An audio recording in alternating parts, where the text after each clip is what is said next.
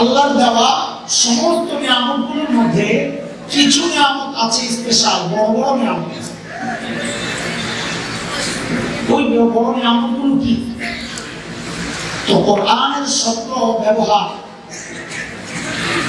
এটা থেকে বড়রা বের করেছেন কিছু নিয়ামত আছে স্পেশাল, বড়। কোরআনে দুইটা নিয়ামতের ক্ষেত্রে আল্লাহ শব্দ মান ব্যবহার করেছেন। মান মানের বাংলা তর্জমা হয় খোটা দেওয়া। খোটা যখন কেউ কাউকে দেয় দয়া করার পর, তখন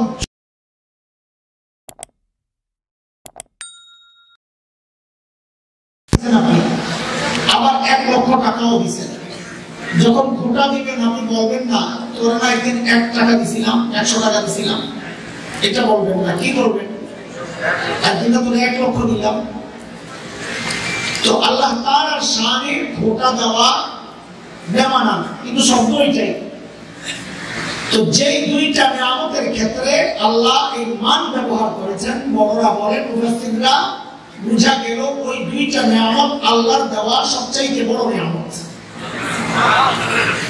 এর মধ্যে একটা আসছে সূরা হুজুরাতের শেষ আয়াতের আগের আয়াত।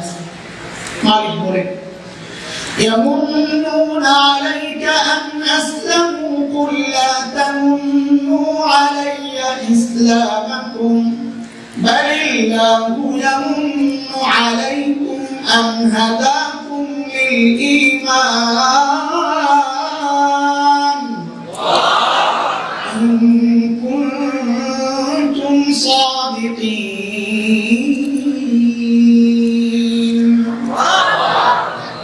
তরজমায় যাব না, শুধু বলি যে আল্লাহ বলতেছেন, বান্দা ঈমানদার, ঈমানের যে নিয়ামত আমি তোমাদেরকে দিয়েছি, আমার দেওয়া অন্যতম বড় নিয়ামত হচ্ছে এটা ঈমানের নিয়ামত। আমি খুতবায় যে আয়াতে কারিমা তিলাওয়াত করছি, আল্লাহ বলতেছেন, লাকাদ মান্নাল্লাহু আলাল মুমিনিনা ইয বা'আসা ফীহিম রাসূলান মিন আনফুসিহিম ইয়াতলু আলাইহিম আয়াতিহি ওয়া ইউযাক্কিহিম ওয়া ইউআল্লিমুহুমুল কিতাবা ওয়াল হিকমাহ ওয়া ইন কানূ মিন ক্বাবলু লাফী ضلالin মুবিন।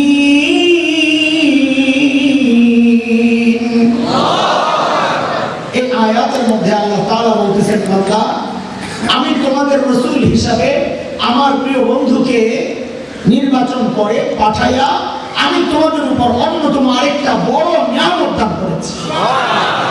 তো বুঝা গেল নবী আলাইহিস সালাতু ওয়াস সালাম আল্লাহর পক্ষ থেকে আমাদের জন্য অন্যতম শ্রেষ্ঠ নিয়ামত। কত বড় নিয়ামত, এটাই আজকে জানার চেষ্টা করবো ইনশাআল্লাহ। কত বড় নিয়ামত। আমাদের এক যে ভাই, আমি তার কথা থেকেই কথা টানতেছি, মোহন ভাই বলেছেন যে আমরাও ব্যবসা করি, নবীর মতো হতে পারি নাই, কত কিছু করি অথচ নবীর মতো হতে পারি নাই। ঠিক এই কথাটাই আমাদের বড়রা অন্যভাবে বলেছে যে আমার নবীর উদাহরণ হচ্ছে আকাশের মতো।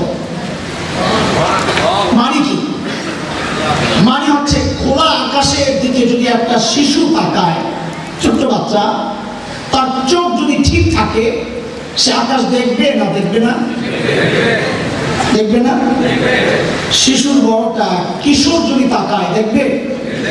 যুবক তাকাইলে, বৃদ্ধ তাকাইলে, বাবা তাকাইলে, দাদা নানা তাকাইলে, শ্বশুর তাকাইলে, শিক্ষক তাকাইলে, বক্তা তাকাইলে, সমাজসেবক তাকাইলে, সেনাপতি তাকাইলে, আর কথা বলেন, ব্যবসায়ী তাকাইলে, রাষ্ট্রপ্রধান তাকাইলে, সবাই দেখবে। তো দেখেন, বড়রা বলেন ঠিক আমাদের নবীও আকাশের মতো। বলে মানে কি? ওই একটা ছোট্ট শিশু যদি চিন্তা করে আমি মানব ইতিহাসের শ্রেষ্ঠ শিশু হতে চাই, বলে তোমার জন্য একটাই রাস্তা, তুমি শিশু মুহাম্মদুর রাসূলুল্লাহর দিকে তাকাও। বলে শ্রেষ্ঠ কিশোর হতে চাই, বলে কিশোর মুহাম্মদকে ফলো করো। বলে শ্রেষ্ঠ যুবক হতে চাই, বলে যুবক মুহাম্মদকে ফলো করো। বলে শ্রেষ্ঠ বৃদ্ধ হতে চাই, বলে বৃদ্ধ মুহাম্মদকে ফলো করো। বলে শ্রেষ্ঠ বাবা হতে চাই, বলে বাবা মুহাম্মদকে ফলো করো।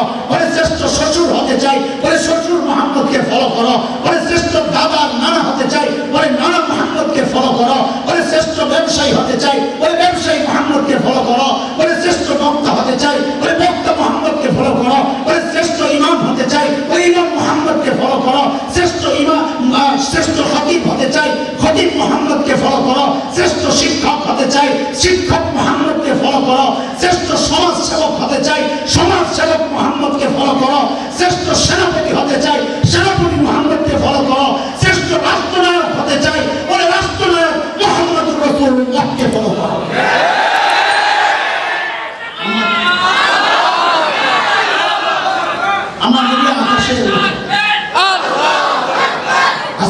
দিয়ে সময় দেবেন। আকাশের মতো বয়ানে ঢুকার আগে ভূমিকা সাজাইতেছি, কেন শুরু করলাম, কেন তো কারণ মোহন ভাইয়ের কথা থেকে বেরিয়েছি, এখন এটাকে ব্যাখ্যা দিতে থাকে। একটা উদাহরণ দিয়ে বয়ানে ঢুকবো ইনশাআল্লাহ। একজন বাবা বিশাল সম্পদের মালিক, অঢেল সম্পদ, ধনকুবের। আমাদের মাদ্রাসা বলতেন, আমাদের সবার উস্তাদ, আমার উস্তাদ মুফতি আবু সাইদ সাহেবের উস্তাদ, হুজুর যে কোনো বাংলারে ঘুরে মুড়ে আরবি বানাইতেন, মনে আছে? ধনকুবের, এটা তো একদম স্পষ্ট আরবি। গনিম কবিরুন এরা বানাইছে, গনিরে বানাইছে ধনী, আর কবিরে বানাইছে কুবের। বিশাল সম্পদের মালিক। একটাই মেয়ে, যার মেয়ে আছে সে জানে মেয়েদের কাছে বাবারা এক স্পেশাল বিষয়, বাবার কাছে মেয়ে এক স্পেশাল বিষয়, আবদার বেশি।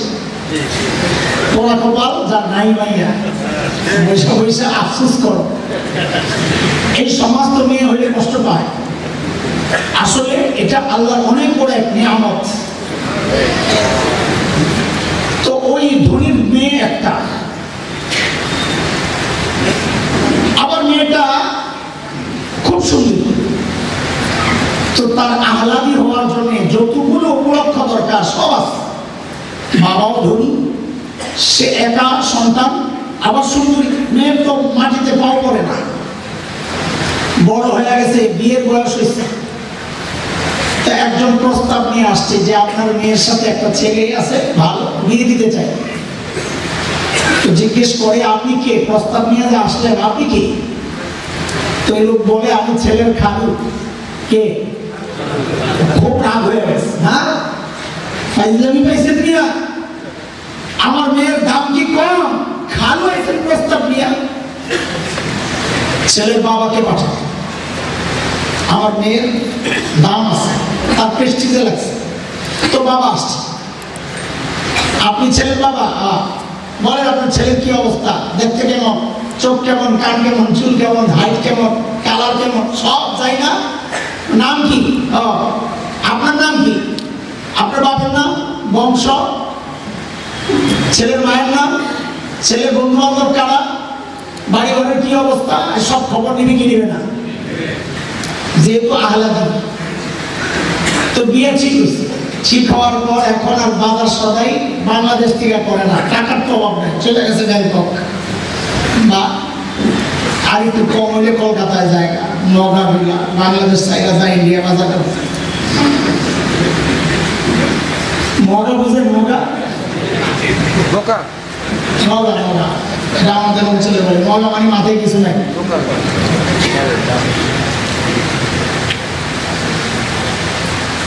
তো বাজারে যায় সে তার মেয়ের জন্য সবচেয়ে দামি শাড়িটা, সবচেয়ে সুন্দর শাড়িটা কিনবে কি কিনবে না?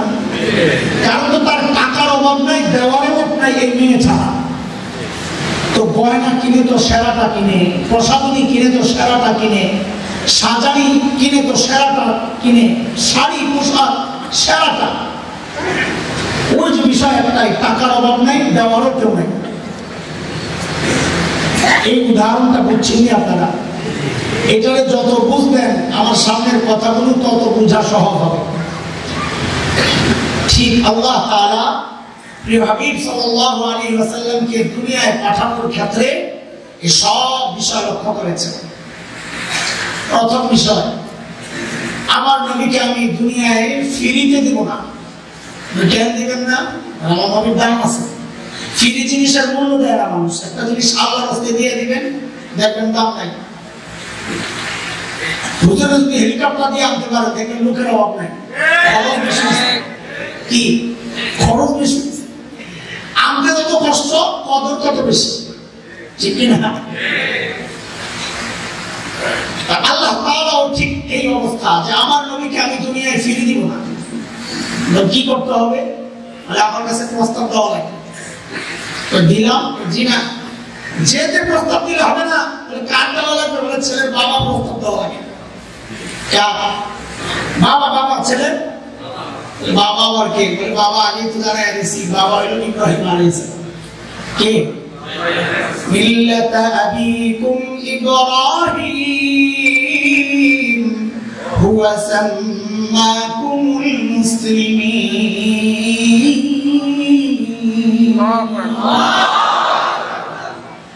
আমাদের সকলের বাবাকে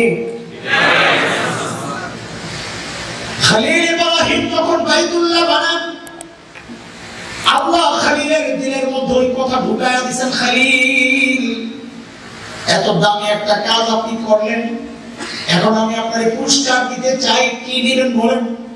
আল্লাহ দিলের মধ্যে ঢুকায়া দিয়েছেন, চার চাপ কি চাইবেন? চাপ।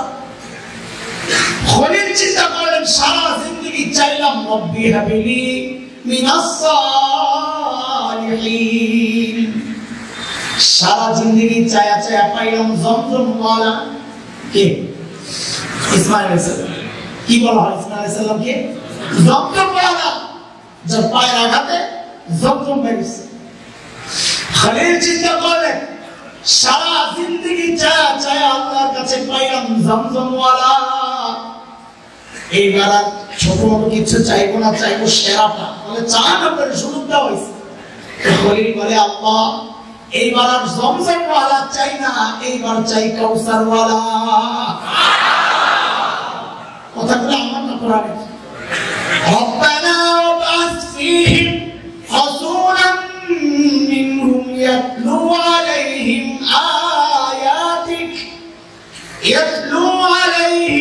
আয়াতিকা ওয়া ইউআল্লিমুহুমুল কিতাব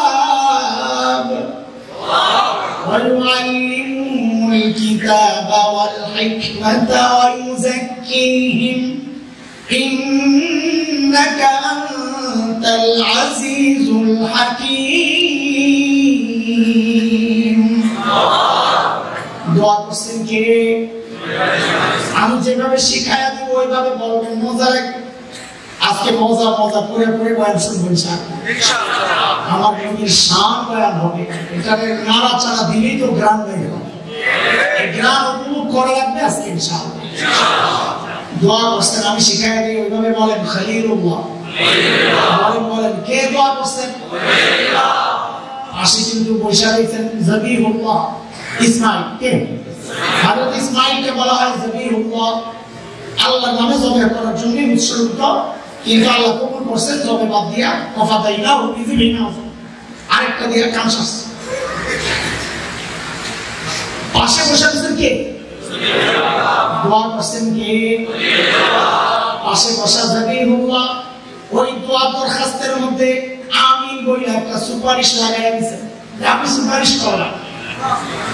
আবার মিলায়া মিলায়া বলেন তো দোয়া করছেন কে? সুপারিশ করেন কে? যে অফিসে বসে বসে কারবার চলতেছে ওই অফিসের নাম তো বাইতুল্লাহ। আর এই জন্য মিলায়া বলেছে সুবহানাল্লাহ। দোয়া করছেন কে? সুপারিশ করছেন কে? অফিসের নাম কি? করেন সুবহানাল্লাহ।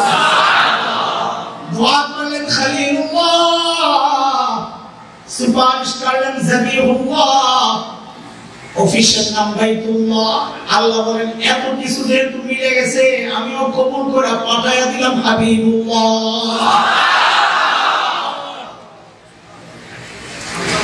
মাহফিল যখন শেষের দিকে প্রধান বক্তা আসতে আটকায় গেছে, এই হরমে তো বোঝা যাবে না, ময়দানে যখন হয় প্রধান বক্তা আসতে একটু লেট হইতেছে, আগের বক্তা বেচারা 2-2.5 ঘন্টা করে বলতে বলতে আর নাই হয় না, কষ্ট আছে। আপনারা তো মনে করেন খুব আরামের জিনিস বয়ান করে, খুব আরামে বয়ে বয়ে, কষ্ট আছে, কষ্ট আছে। তো মানুষও শুনতে শুনতে ভালো লাগতেছে। আচ্ছা, প্রধান বক্তা আসলে আবার বসবো না, তো কয়েক শ্রেণীর ভাগ হয়, কেউ বসে থাকে চুপচাপ, উড়ানোর দরকার নাই, জায়গাটা আরাম। আবার কেউ একটু মোড়ামুড়ি দিতে যায়, কেউ যায় টয়লেটে, আবার কেউ আছে শয়তানের লেগে গাড়ি ধরে যায়।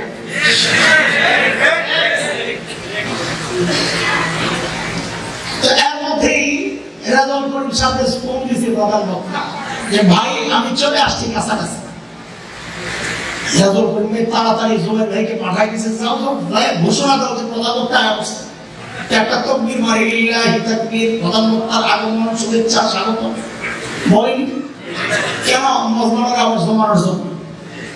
ঠিক আল্লাহ তাআলা ওই কাজটাই করছে যে প্রধান বক্তা পাঠাবো দুনিয়ায়, প্রধান অতিথি আসতেছে, এখন ঘোষণা দেওয়া লাগবে, ঘোষণা দিতে হবে। ঘোষণা কে দিবে? তা আল্লাহ বলে, হে নবী ঈসা আপনি যান, ঘোষণা আপনি দিবেন। বলে কি জন্যে? বলে দেখে প্রধান যিনি ঘোষণা দেন, বয়ান মাহফিল শেষ হলে উনি আবার দাঁড়ান, এই বিষয়টা একটু সূক্ষ্ম বুঝে রাখবেন। আবার দাঁড়ায় বলেন আপনাদেরকে ধন্যবাদ, আপনারা কষ্ট করে আসছেন, আজকের মতো মাহফিল এখানে শেষ। তো আল্লাহ নবী ঈসাকে নির্বাচন করছেন নবীর আগমনের ঘোষণা দেওয়ার জন্য। কেন? বলে আপনি না আমার শেষ জমানায় যাইতে চাইছেন এই নবীর উম্মত হইয়া, তো আপনি যেহেতু পরে যায় ঘোষণা দিবেন যে মাহফিল শেষ, তো প্রধান বক্তার আগমনের ঘোষণাটাও আপনি দিয়ে দেন। এখানে আরেকটা পেজ আছে, পেজও ভাঙা লাগবে। বিশেষ করে ছোট্ট বাচ্চা যারা আমাদের সাথে, এদের সামনে এই পেজগুলো একদম ক্লিয়ার থাকা দরকার। আমার দিন স্পষ্ট দিন, গোজামিলের কোনো দিন না আমার দিন। হযরত ঈসার দ্বিতীয় কথা, আখিরি পয়গম্বর শেষ নবী মুহাম্মদ, যার নাম হবে আহমদ, তিনি আসতেছেন। আহা, আমার নবীর কি নাম? কি সুন্দর নাম আল্লাহ বানাইছেন, সুবহানাল্লাহ। দুইটা নাম, একটা আহমদ আরেকটা মুহাম্মদ সাল্লাল্লাহু আলাইহি ওয়াসাল্লাম। আহমদ মানে সবচেয়ে বেশি প্রশংসাকারী, মুহাম্মদ সবচেয়ে বেশি প্রশংসিত। আল্লাহ কি সুন্দর নাম রাখছেন। আর আমার তো ইলম কালাম কম, তাও যদি এই নাম ভিতরে নিয়ে খালি নাড়াচাড়া করি সারা রাত যাবে। এত মজা মজা, কি সুন্দর নাম। আরবের কাফেররা বড় বিপদে পড়ছে নাম নিয়ে। শুরুতে তো বুঝে নাই যে এই নাম বলাই কারবার করবে, 40 বছর পরে না যায় প্রকাশ পাইছে। তো হাতে ঘাটে মাঠে যায় বদনাম করতো, এই একটা মানুষ মোহাম্মদ, এর কাছে যাইবা না, কিন্তু পাগল, জাদুকর, এর কাছে যাইবা না, বহুত খারাপ মানুষ। তো পাবলিক বলে কি ব্যাপার, আমাদের কাছে না মোহাম্মদের তর্জমা করতে হয়, আরবের মানুষের সামনে তর্জমা করা লাগে না। তো এদের মনে দ্বিধা যে যেই মানুষটা অতি প্রশংসিত তিনি আবার খারাপ হয়ে গেল, যার কাছে যাইলে বদনাম করে সেই কথা বলে, আরে অতি প্রশংসিত মানুষ আবার খারাপ হয়ে গেল। এখন তো বসে মুসিবতে বুখারী দেওয়া হচ্ছে, মুসিবতে বইরা দরবার বসছে যে এই কারবার তো ফিটিং হয়েছে রে, এই নাম ঠিক নেই, এখানে বদনাম করা যাবে না। কি করা লাগবে? বলে নামটা পাল্টা। ঠিক আছে, নাম পাল্টা। কি নাম রাখা যায়? নাম রাখ মুজাম্মাম। কি মুজাম্মাম মানে সবচেয়ে বেশি নিন্দিত। তো বাজারে যায় বলা শুরু করছে, এই একটা বেটা আছে মুজাম্মাম, বহুত খারাপ মানুষের কাছে যাইবে না। পাবলিক কল মুজাম্মাম কি লাগছে না আরেক বেজা। আল্লাহ আমার নবী এমন একটা নাম রাখছেন যে তুই সারা জিন্দেগি বসে বসে বদনাম কর, যদি জিজ্ঞেস করা হয় এ কার বদনাম করলি রে, বলে যিনি অতি প্রশংসিত। তো মানুষ তুই একটা পাগল রে, অতি প্রশংসিত হবে, তার বদনাম হয় কেন? যিনি আবার খারাপ লোক তিনি আবার অতি প্রশংসিত হয় কেন? অথচ আল্লাহ তার দুশ্মনদের নাম যেন আগে থেকে ফিট করে রাখছেন। ফ্রান্সের প্রেসিডেন্টের নাম কি? ম্যাক্রন। এই ম্যাক্রোরে আর্মিদের লিখতে গেছে, দেখেছি হয়ে গেছে মাকরু।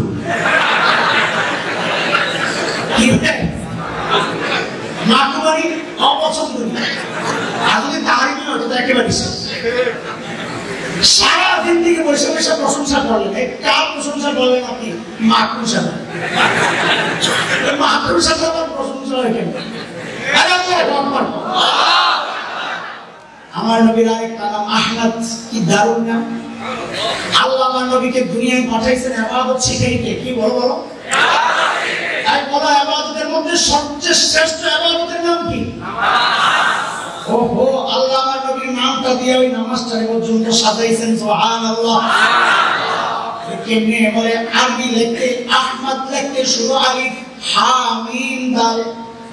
নামাজের যতগুলো পরিবর্তন আছে সিরিয়াল মতো খেয়াল করে দেখেন। ছোট বাচ্চা আছে, আচ্ছা আচ্ছা ছোট বাচ্চা মাদ্রাসা ছায়া এই সামনে বসে এই লাগতে উপরে এই বাচ্চা না আচ্ছা পশ্চিম উপরে ওদিকে বসছেন না, তুই ওদিকে দেখ, নামাজ পড়তেছিস মানে দেখা যাচ্ছে। এই লোকটা দাঁড়ায় রয়েছে, একেবারে আলিফ খারাপ রুকুতে তুই করে বসে রামিস না। ডান পাশ থেকে দেখলে সব দেখতে হবে, ডান পাশ থেকে দেখেন হায়ের মাথা হয়ে গেছে। যাও যাও সাজদায় যাও, বাবা সাজদায় যাও, ও মিমের মাথা। এইবার সুন্দর করে বসো, এই দেখেন ডাল, আল্লাহ আমার নবীর নামটা দিয়ে তার শ্রেষ্ঠ ইবাদতকে সাজাইছেন, কারণ আমার নবী ছাড়া কোনো কিছু কল্পনা করা যায় না। ভাষার মধ্যে শ্রেষ্ঠ ভাষা কোনটা? আন্তর্জাতিক ভাষা কোনটা? ইংরেজি। ইংরেজিতে যারা আন্তর্জাতিক বলবে বোঝা গেল এদের জগৎটা এই মাটির উপরে। আখিরাতে বিশ্বাস করে তাদের জন্য ইংরেজি ইন্টারন্যাশনাল ভাষা না। কেন? কারণ 2 হাত মাটির নিচে গেলেই তো আর ইংরেজি চলে না। কবরে গেলে জিজ্ঞেস করবে ভাই কি জিজ্ঞেস করবে? মা আর কি আরবি জমিনের নিচেও চলে, উপরেও চলে, আসমানের উপরেও চলে, জান্নাতেও চলবে। আল্লাহ তাআলা আমার নবীর নাম থেকে নিয়ে আরবি ভাষা বানাইছেন। সুবহানাল্লাহ। ওই কেমনে বলে তুমি আলিফ থেকে ইয়া পর্যন্ত দেখো, খেয়াল কইরা।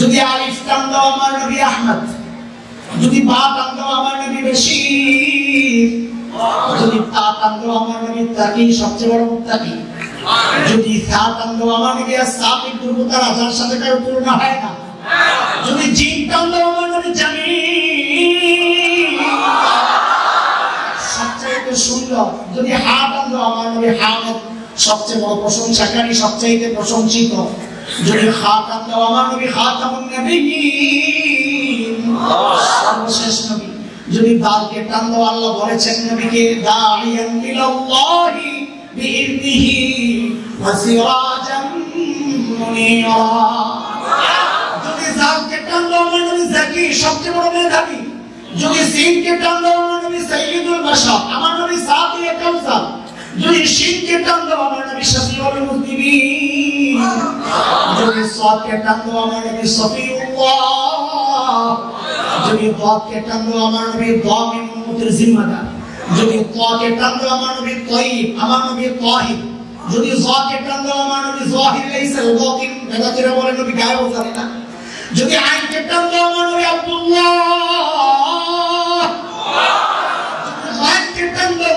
মানে আত্মমর্যাদা। এই বলে আব্দুল্লাহ তো আমিও নবী, বলে আমার আব্দুল্লাহ আল্লাহ স্বীকার করছেন, এটা নবীর আব্দুল্লাহ আল্লাহ স্বীকার করছেন। সুবহানাল্লাযী আসরা বিআবদিহি লাইলাম মিনাল মাসজিদিল হারাম, আমার নবী আব্দুল্লাহ আল্লাহ স্বীকার করছেন। যদি গায়কে টান দাও গুয়ুর মানে আত্মান, শয়তানের সবচেয়ে বড় নিন্দাকারী, যদি মিমকে টান দাও আমার নবী মুহাম্মদ, আমার নবী মনসুর, আমার নবী মাহমুদ, আমার নবী মুজাম্মিল, আমার নবী মুদ্দাসসির, আমার নবী মুস্তাফা সাল্লাল্লাহু আলাইহি ওয়াসাল্লাম, যদি নুনকে টান দাও আমার নবী নাযীর, যদি হাকে টান দাও আমার নবী হাদিল আলম, যদি হামজাকে টান দাও আমার নবী আল আমিন, যদি ইয়াকে টান দাও, আরে আল্লাহ কত মায়া করে ডাক দিবেন ইয়াসিন।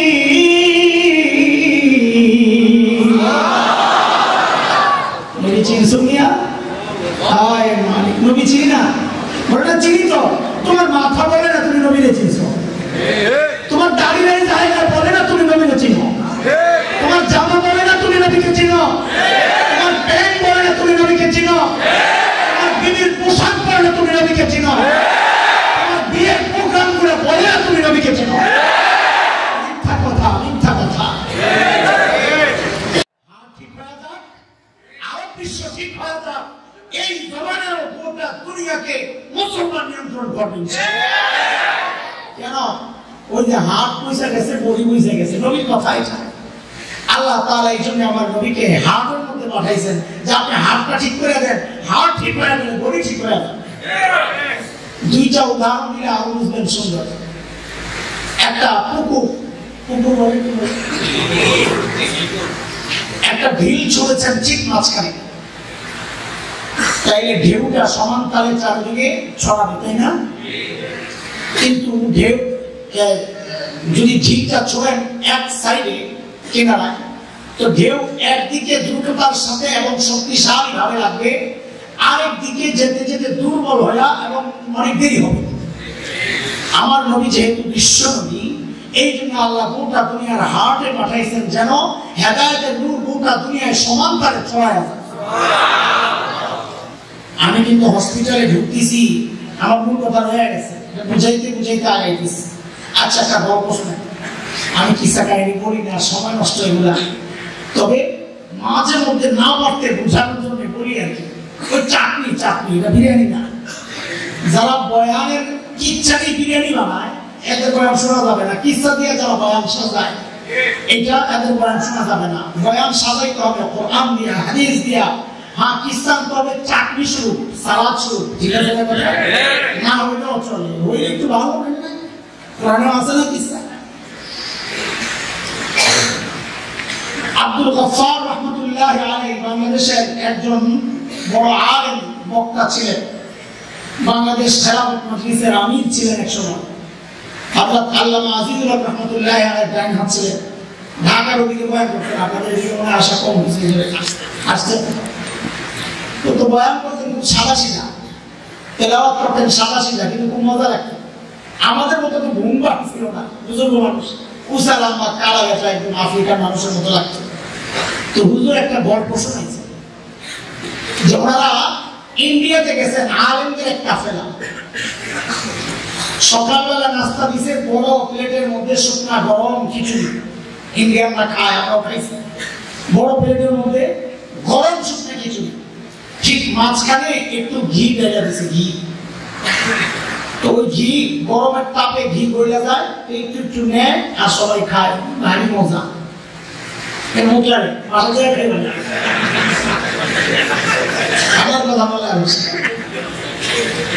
আব্দুল গফফার রাহমাতুল্লাহ আলাইহি বলতেছেন, আমরা তো চারদিক দিয়ে বসছি, পশ্চিম দিকে যে মাওলানা বসা, উনি হঠাৎ করে কাজ একটা করলেন কি, ঘিয়ের মধ্যে আঙুলটা না ঢুকাইয়া খিচুড়ির মাঝখান দিয়ে আঙুল দিয়ে নিচের দিকে একটা টান মারছে, একটা ফাঁক হয়েছে না, এবং ঘি তো বইলে গেছে সব দিকে বাইরেছে।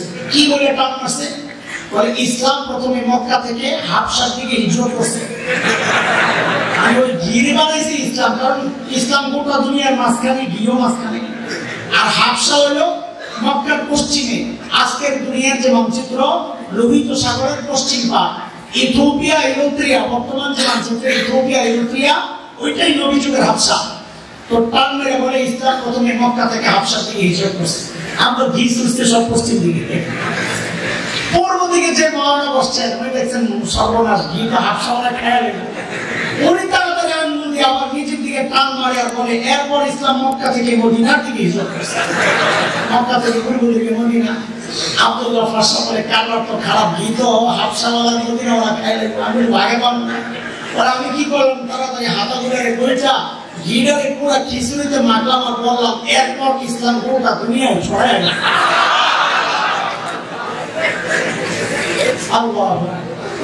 আরে বুঝতেছেন কথাবার্তা? হ্যাঁ, আপনারা কি মনে করে আসছেন আল্লাহ জানে। আমার বয়ানে আল্লাহ তাআলা ইসলামকে দুনিয়ার মাঝখানে পাঠাইছেন বইলে আমি আর তুমি ঘিয়ের ভাগ পাইছি। আর নাইলে আমাদের কপালে ঘি জুটতো না, হাবশাওয়ালার মধ্যে অলরেডি খাইয়া শেষ করে ফেলে। কথা শেষ হয় না। এটা হলো হাসপাতালে ঢুকলাম, অ্যাডমিনিস্ট্রেশনে যাইয়া ভর্তি হয়ে গেলাম। ওই যে শুনে গেছে পিছনে মনে আছে, ইয়া বনি ইসরাঈল ইন্নী রাসূলুল্লাহি ইলাইকুম, মনে আছে? রাখেন, শুনে রেখেন, আমি বলতে পারি। ও দোস্ত, বিশেষ করে যুবক আলেমদেরকে বলি, বাংলাদেশের আকাশে শকুনের আনাগোনা পরিলক্ষিত হচ্ছে। সতর্ক হও, কারণ দিটা দিলে বুড়াদেরকে দিবে না, দিবে তোমারে, আর নেতা হিসেবে আমারও কিছু দিতে পারবে। বুড়াদের কি দেবো, মায়া করে ছেড়ে দেবো। আমরা যখন দেওবন্দে পড়ি 87 সনে, তো হঠাৎ ধরপাকড় শুরু হয়েছে। তো লালবাগের এক ভাই, ইয়া মোটা কালা একদম কিছু যাইয়া মোটা, তো আমি তো ছিলাম একেবারে হ্যাংলা পাতলা চিকনা। তো ওই ভাইকে দেখতাম রাতে ছাদে যায় ঘুমায় পুলিশের ভয়। আমরা বলি মাহমুদ এত ভয় পান কেন আপনি? তো ভাই পুলিশের কাছে ধরা দেবো না, যদি আসেই মাদ্রাসায় লাফে পড়ে পড়ে যাবো। কেন রে কি হয়েছে? তো পুলিশ আমারে পাইলে পিড়ে আছে মজাটা পাইবে। প্রথমে চিকনা চাকনা মানুষ তো বলে পিড়ে কোনো মায়া লাগবে, আমি তো মোটা আমার পিঠে মজা করি।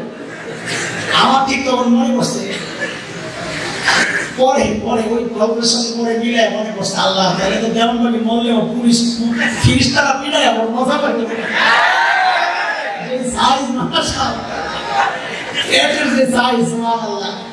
আমার ভাই তো বড় সুন্দর কথা বলছে, বলে তোরা তো একতলাফ নিয়ে আসস, বুকে হাত টান দিলে নাবি নিছে, হুজুরের এই সমস্ত কোনো কারবার নাই, এর টেনশন নাই, কেন আমি কি তোমরা মানে? আরে না, বুকে হাত দিলে না নাবি নিছে, কি করবো, একটা হাতই যায় না। আল্লাহু আকবার, কি একটা আজদাহা মানুষ ওটা দেখে খায়। এত বড় সাধারণ মানুষ এটা নিশ্চয়ই আল্লাহ ঠিক কথা।